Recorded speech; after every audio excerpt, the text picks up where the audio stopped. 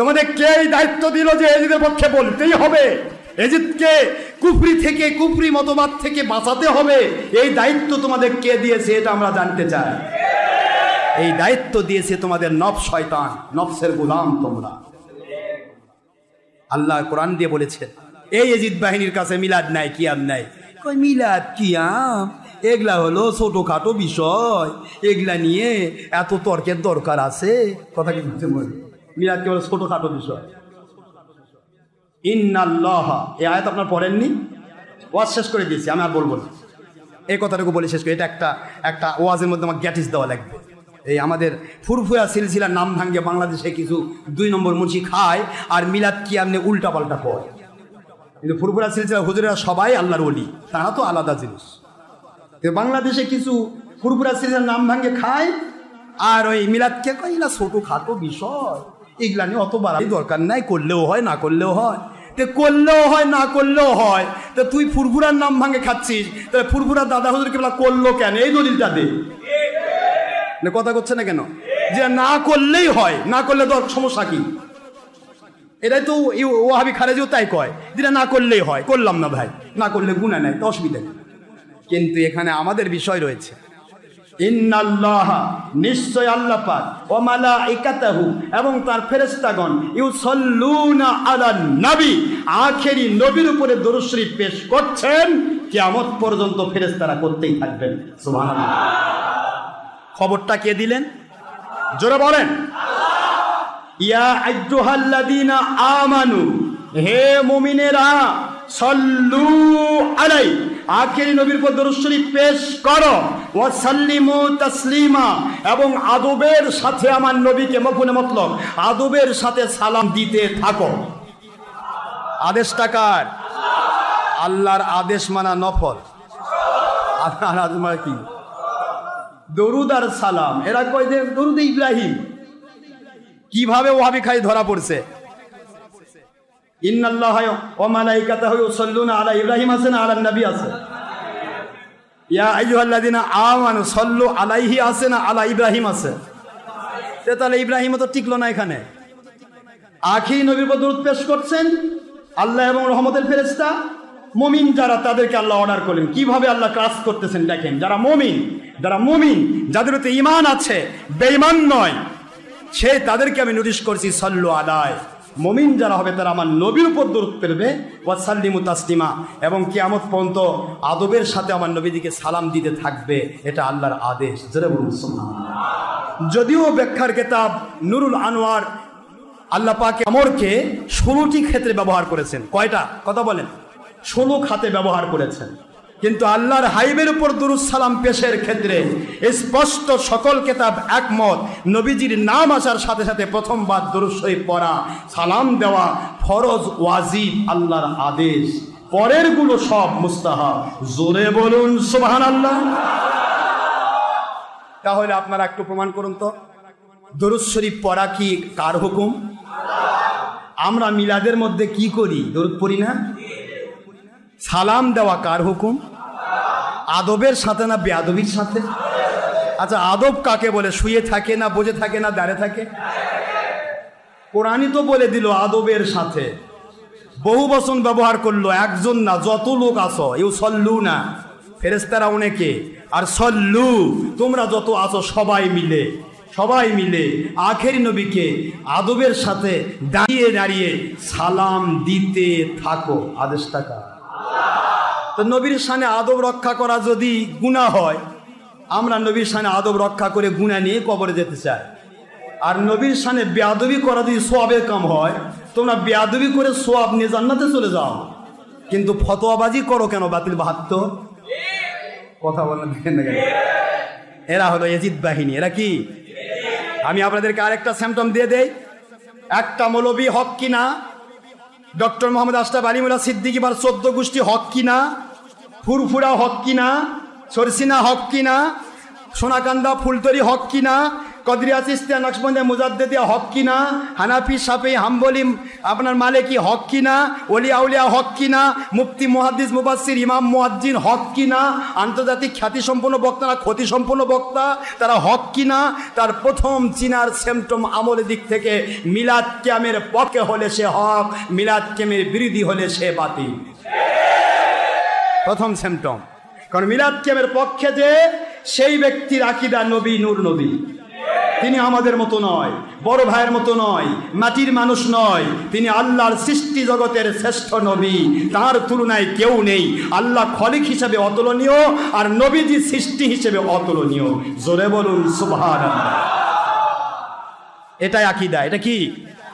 আর যিনি মিলাদ কিয়ামের বিরোধী তারই আকীদা নবী মাটির মানুষ, নবী আমাদের মতো, বড় ভাইয়ের মতো, আমরাও গুনাহ করি, নবীও গুনাহ করতে পারে, আমাদেরও ভুল হয়, নবীরও ভুল হতে পারে। নাউজুবিল্লাহ বলুন। নবী পচে মাটির সাথে মিশে গেছে। এজিদ বাহিনী ভালো ছিল হোসেন বাহিনীর বিপক্ষে। কথা কি বুঝতে পেরেছেন? বুঝে ফেলবেন এরা বাতিল 72 ফেরকা এজিদ বাহিনী। শুধু নামাজের লেভেল আছে কিন্তু ঈমান না। আমরাও নামাজ পড়ি, তারাও নামাজ পড়ে। হোসেন বাহিনীও নামাজ পড়েছে, এজিদ বাহিনীও নামাজ পড়েছে, কিন্তু দুই নামাজ এক। নামাজ পড়ে গিয়ে হোসেন রাদিয়াল্লাহু নামাজরত অবস্থায় তীর মেরে খুন করা, আর আরেক নামাজ তীর বুকে বিদ্ধ করে নবীজির ইসলামকে জিন্দা করার। ইসলাম জিন্দা হোতা হে হর কারবালা কি বাত। ইসলাম জিন্দা করার জন্য তারা প্রতিটা মুহূর্ত বুকের তাজা রক্ত দিয়েছেন। এই জন্য মুসলিম বাবাজিরা আপনাদের খিদমতে বলবো, তাহলে মিলাদ কিয়াম প্রথম সিমটম। দ্বিতীয় নম্বর সিমটম লিখে নেন, যেই মৌলবীর মুখ থেকে বের হবে এজিদের পক্ষে কথা, মুখস্থ রাখবেন, এটা পরবর্তী সিমটম। এজিদের পক্ষে, এজিদ বাহিনীর পক্ষে ওকালতি করবে, একটি বার নম্র সুরে বলবে যে কোনো মতে এজিদের পক্ষে, দোষ দেওয়া যাবে না, এজিদ ভালো মানুষ ছিল। এই ধরনের কথাও যদি কোনো মুন্সির মুখে বের হয়, বুঝবেন এজিদের রক্ত নিয়ে ঘুরে বেড়াচ্ছে। এরা এজিদ বাহিনী। এরা কি বাহিনী? কোরআন বলেছে লিয়াইযু বিহিমুল কুফার, সাহাবায়ে কেরামের দুশমনী যারা করবে তারা কাফের। কোরআন ঠিক নাকি বাতিল? 72 ফেরকার 2 নম্বর কথা ঠিক। ওই কিসের দলিল দিতে চাই? ওরা বলে আমি দলিল দেব। কিসের দলিল দিবে এজিদ বাহিনী? এজিদ বাহিনী যে লানতগ্রস্ত, লানাতুল্লাহি আলাই, এদের প্রতি আল্লাহর লানত। তার প্রধান প্রমাণ এজিদ মারা গিয়েছিল কিভাবে। ইতিহাস জানেন না? এজিদ বাহিনী মারা গিয়েছিল কিভাবে? আমার আল্লাহর নবীর দৌহিত্রকে মারা বেশি সময় লাগেনি, মাত্র কয়েক মাসের ব্যবধানে এজিদ পানির তৃষ্ণায় পানি পান করতে করতে পেট ফুটুস, এই পেট বাস্ট হয়ে এই নরপিশাচ মারা গেছে তৃষ্ণার ঠেলায়। পানির তৃষ্ণা দিয়ে তুই আমার আওলাদের রাসূলকে ধ্বংস করবি? তুই কত পানি খাইতে পারিস? খাতো দেখি। পানি খায় কিন্তু তৃষ্ণা মিটে না। সারা জীবন তো মদ খাইছে, মরার সময় জম্মের পানি খাচ্ছে। খাইতে খাইতে আস্তে করে ভিতর থেকে ভুঁড়ি টুড়ি সব সুবিধা বাস হয়ে গেছে। এটা একটা ইতিহাস। আরেকটা ইতিহাস হলো, কয়েক মাসের ভিতরে সে একটা শিকারে গেল। শিকারে যাওয়ার সময় ওই হরিণকে মারতে গিয়া আস্তে করে ধূপ করে পড়ছে, আর ওই ওর তীর ওর পেটের মধ্যে ঢুকছে। সুবহানাল্লাহ বলবেন না? এই হলো এর মৃত্যু। আর এজিদ বাহিনী যারা ছিল মুক্তার বাহিনী, মুক্তার সাকাফি, তায়েফের সাকাফ গোত্রের ছেলে নেই, মুক্তার সাকাফি তার বাহিনী দিয়ে এজিদ বাহিনীর প্রতিটা মানুষ যারা যারা এজিদ বাহিনীর মধ্যে ছিল সব খুঁজে খুঁজে বের করে হুজুর সাল্লাল্লাহু আলাইহি ওয়াসাল্লাম বলেছেন একটা কথা, আমার হোসেন বাহিনীকে যারা খুন করবে, শহীদ করবে, তাদের থেকে প্রায় 70,000 মানুষ তারা ধ্বংস হবে এবং জাহান্নামে চলে যাবে। মুক্তার বাহিনী ঠিক এটাই ঘটাইছিল। রাস্তা ঘাটে চলতে ফিরতে যেখানে পাওয়া গেছে এমন কবরের মধ্যে লুকায় এজিদ বাহিনী, ওখান থেকে টেনে বের করে তার মাথা কেটে ফেলেছে। এখন যা পড়া পারেন পড়েন, সুবহানাল্লাহ কোন আলহামদুলিল্লাহ বলেন, আর যা পারেন বলেন, কিন্তু করছে একটা ভালো কাম। কথা করছেন না কেন? জোরে যে শয়তান আমার আওলাদের রসুলকে খুন করে, মাথা নিয়ে উল্লাস করে, তাদের শাস্তি এরকমই হওয়ার দরকার ছিল। 70,000 এজিদ বাহিনী কতল হয়েছে মুক্তার বাহিনীর কাছে, ঠিক যেন বন্যার মতো তাদের রক্ত গিয়েছে। নাউজুবিল্লাহ বলুন। মুসলমান সোনার ভাইরা, মহান আল্লাহ আমাদের সবাইকে আল্লাহর সন্তুষ্টির পক্ষে, নবীজির পক্ষে, সাহাবায়ে কেরামের পক্ষে আল্লাহ পাক আমাদেরকে থাকবার তৌফিক দিন, আমিন। আমি আর বাড়াতে চাই না, শুধু এটুকু বলি যে এজিদ বাহিনী হওয়া যাবে না। আমাদেরকে আদেশ করা হয়েছে, ইয়া আইয়ুহাল্লাযিনা আমানু, হে মুমিনেরা, আতিউল্লাহ, আল্লাহকে মানো, ওয়া আতিউর রাসূল, নবীজিকে মানো, ওয়া উলিল আমরি মিনকুম, এবং আল্লাহ এবং নবীর পক্ষে যারা, তাদেরকে, সেই উলিল আমরকে মানো। এই 3 কিসমের বাইরে আমরা কাউকে মানতে পারবো না। এই 3 কিসমের কোনো কিসমের মধ্যে এজিদ বাহিনী নাই। মনে থাকবে তো? এই 3 কিসমের কোনো কিসমের মধ্যে এজিদ বাহিনী নেই। আল্লাহ 3 কিসিমকে মানতে আদেশ করেছেন সূরাতুন নিসা 7 নম্বর আয়াত শরীফে। সুতরাং আমি আপনাদের ক্ষেত্রে তারস করি, এজিদের পক্ষে যারা বলে, এজিদ বাহিনীর পক্ষে যারা বলবে, এরা যত বড়ই আন্তর্জাতিক ক্ষতিসম্পন্ন বক্তা হোক, এর কোটি কোটি ভক্ত হোক, মনে রাখবেন এ কিন্তু উলিল আমর নয়, এ উলিল শয়তান। শয়তানের পক্ষ থেকে সে নিযুক্ত হয়েছে, একে মানা যাবে না।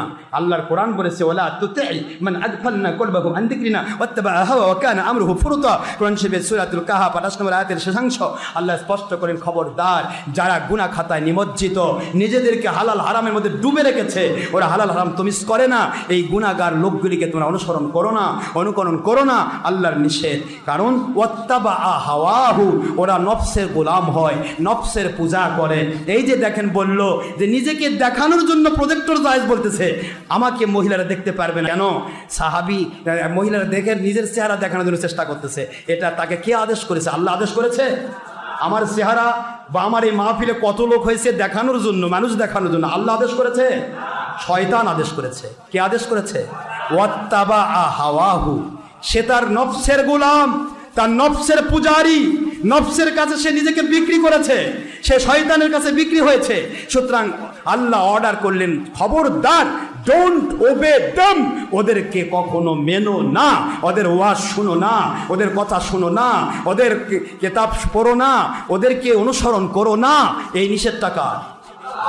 কাজে এজিদ বাহিনীর পক্ষে যারা বলে, বা নবীজির বিপক্ষে যারা বলে, সাহাবীদের বিপক্ষে যারা বলে, যারা কোরআন সুন্নাহ ইজমা কিয়াসের বিপক্ষে বলে, অর্থাৎ হরতাল, লংমার, জঙ্গিপনাকে ইমানি দায়িত্ব বলে চালায়, ওদের ভোট দিলে নবী ভোট পাবে বলে বলে, ভোট দেওয়া ইমানি দায়িত্ব, আমানত বলে, নাউজুবিল্লাহ বলেন। তারা এই ধরনের কথা ধর্ম দিয়ে, ইসলাম দিয়ে ব্যবসা চাঙ্গা করা যে উল্টা পাল্টা বলে, আর জঙ্গিপনাকে ইসলাম নামে চালায়, সন্ত্রাসীপনাকে ইসলাম নামে চালায়, আর মাঝখানে ঈদে মিলাদুন্নবী, ঈদে মিলাদুন্নবীর বিরুদ্ধে কথা বলে, মিলাদকে বিরুদ্ধে কথা বলে, নবীকে আমাদের মতো বলে, বড় ভাইয়ের মতো বলে, মাটির মানুষ বলে, আর ওদের মুরব্বীদেরকে নবীর চেয়েও বেশি দাম দেয়। কথা করছেন না কেন? না ভুল বললাম আপনাদেরকে? ভুল বলেছি?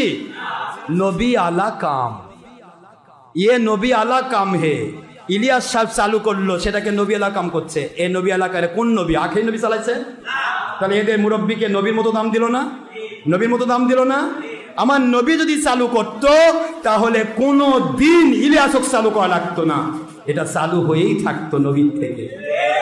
কাজে ইলিয়াসই তবলিগকে বানাইছে নবী আলা কাম। এই জন্য বলছি, এরাই তো বাতিল 72, এদের মধ্যেই তো ঢুকে আছে নবী আমাদের মতো, বড় ভাইয়ের মতো, মাটির মানুষ, সাহাবীরা মূর্খ ছিল, নবীরা ভুল করেছে, হাজার কথা। আমি কয়টি কথা বলবো, শুধু এইটুকু বলি, বাতিল ফিরকা চিনুন, জানুন, বয়কট করুন, 22 তালাক করুন। কয় তালাক? কয়টা? 22 তালাক করুন, একটা দুটা না।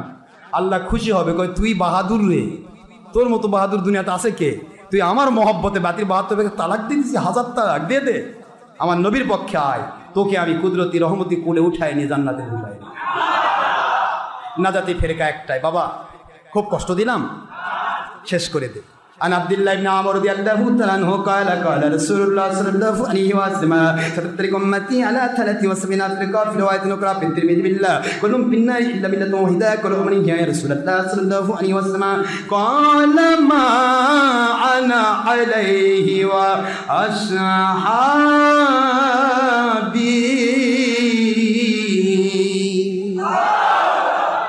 শেষ হাদিস, এটা আমার গায়ে লাগবে।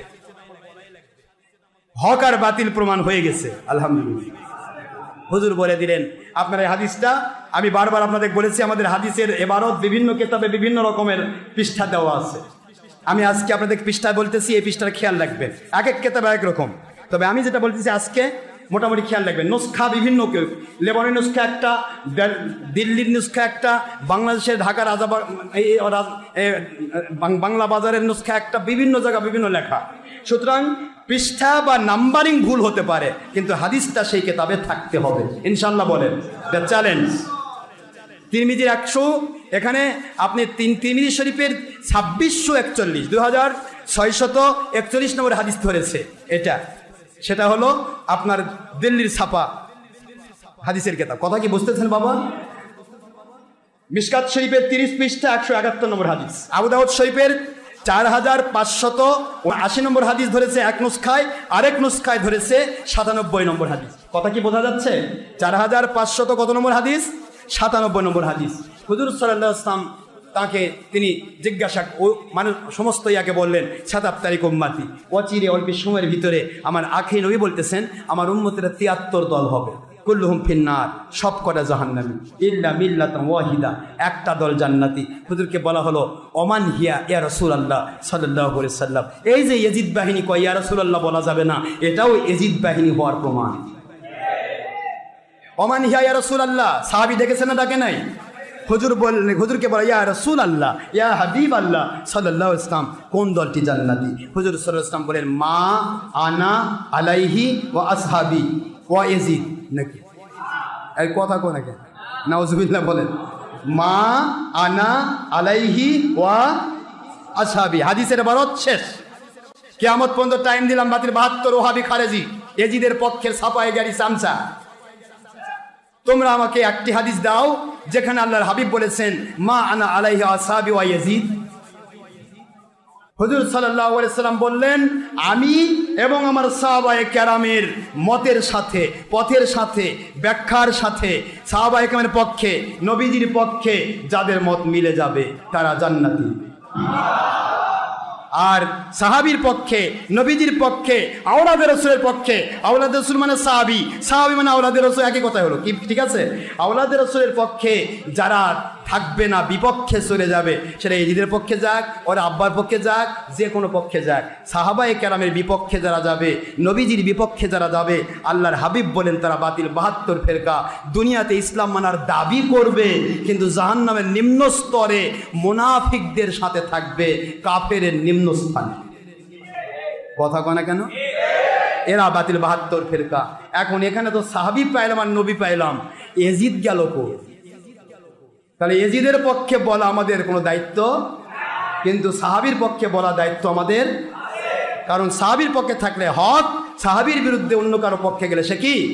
তাহলে ইয়াজিদের পক্ষে আজকে যারা ওকালতি করতেছে, এই আকরামুজ্জামান কোয়ানি যত 2 নম্বর মুন্সি, এই ধর্ম ব্যবসায়ী বাতিল 72, যারা বলে নবীকে তালাক দিছি, এই 2 নম্বর 22 নম্বর এই দেড় ব্যাটারি মুন্সি, এদেরকে বলছি যে এরা আসলেই যে বাতিল 72 ইয়াজিদ বাহিনী কাফের মুশরিকের চাইতেও নিকৃষ্ট।